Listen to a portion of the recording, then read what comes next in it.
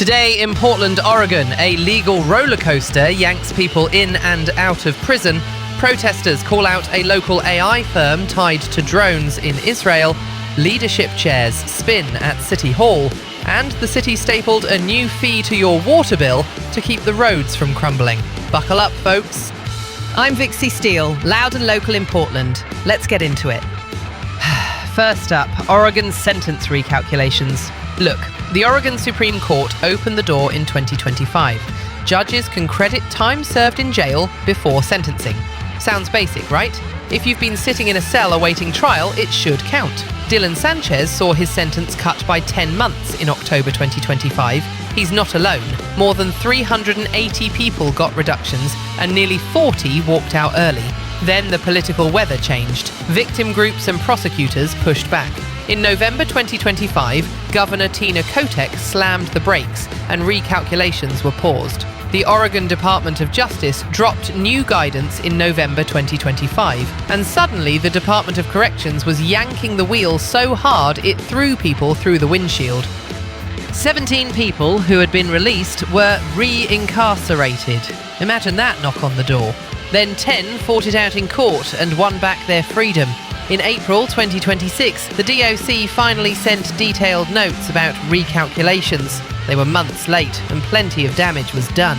Those communications lacked clarity, according to people inside, and honestly, you can see why.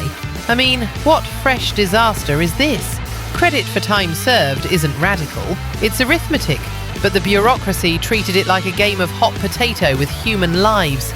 Jesus Christ. Can someone explain why this bullshit is allowed? If the law changes, you implement it cleanly. You do outreach. You don't let rumour mills run the yard.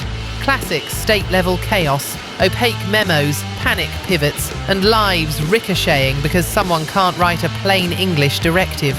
To be fair, balancing victim concerns with sentence math is delicate, but the system's job is to be consistent and humane. Instead, hope, then despair. That's society for you.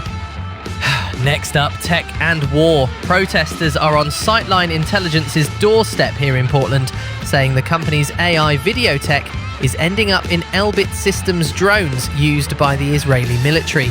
Shipments reportedly went out in 2024 and through 2025, with specific dates in those years in December, March, September and October.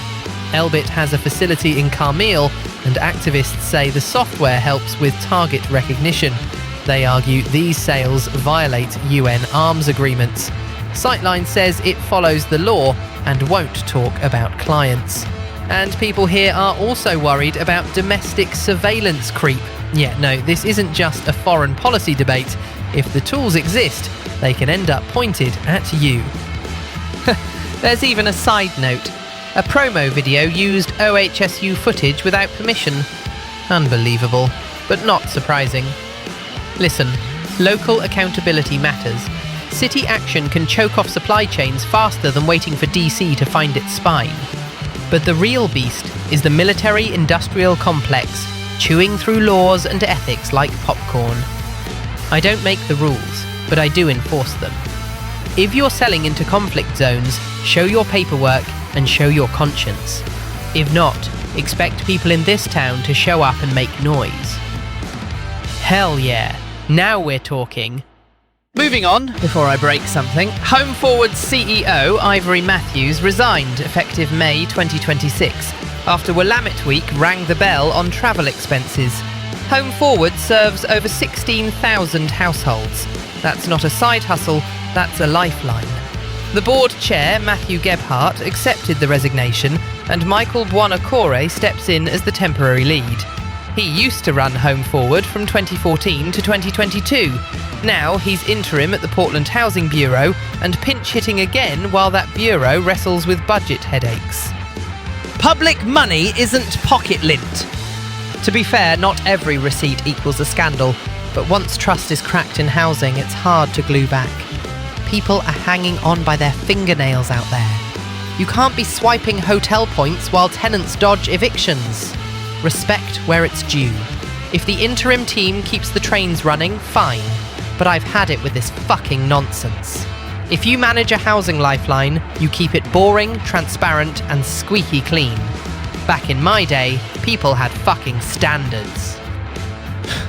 All right, let's keep this train wreck rolling. Portland's top public safety boss, Bob Cousy, is out in May 2026. He came in June 2025 after Mike Myers left. That job covers the 911 program, police bureau, and fire and rescue. Over 2,200 staff and a budget around $611 million. And we're staring at a $160 million city budget gap for 2026 to 2027. The reason for his exit isn't clear. What is clear is more musical chairs at City Hall while we argue about which department gets new duct tape. Cozy's salary was $275,808, and he leaves with a year's pay. City Administrator Raymond Lee III is taking the wheel for now. Look, mate, continuity in public safety is not optional. If your house is on fire or your kid needs a paramedic, you don't want a vacancy sign blinking over the command desk. I shouldn't have to say this, but here we fucking are.